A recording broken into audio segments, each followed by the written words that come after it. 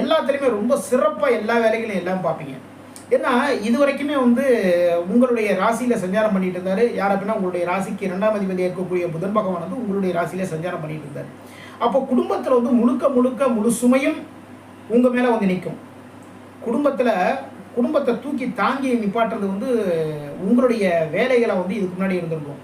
இதுக்கப்புறம் பார்த்தீங்கன்னா 2ஆம் அதிபதி யார் அப்படின்னா புதன் பகவான் வந்து 2ஆம் இடத்துல ஆட்சி பலம் பெற்று சஞ்சாரம் பண்ணுறார். அப்போது உங்களுடைய பேச்சில் வந்து நுணுக்கங்கள் வெளிப்படும். அப்புறம் பார்த்தீங்கன்னா உங்களுடைய பேச்சில் வந்து ரொம்ப லாபகமாக பேசுவீங்க. எப்படி இந்த விஷயத்தை வந்து நம்ம மூவ் பண்ணால் இதன் மூலமாக வந்து நம்ம தொழிலில் வந்து லாபங்கள் அதிகரிக்கும், எப்படி இந்த பேச்சை வந்து நம்ம பேசணும் அப்படின்னா நம்ம தொழிலுக்கு வந்து புதுசாக ஆர்டர்கள் கிடைக்கும். அதுக்கப்புறம் பார்த்தீங்கன்னா ஒரு சாதாரணமாக எடுத்துக்கங்களேன், ஒரு கடைக்கே போகிறோம். கடைக்கு போனதுக்கப்புறம் வந்து அங்கே பேசுகிறோம்.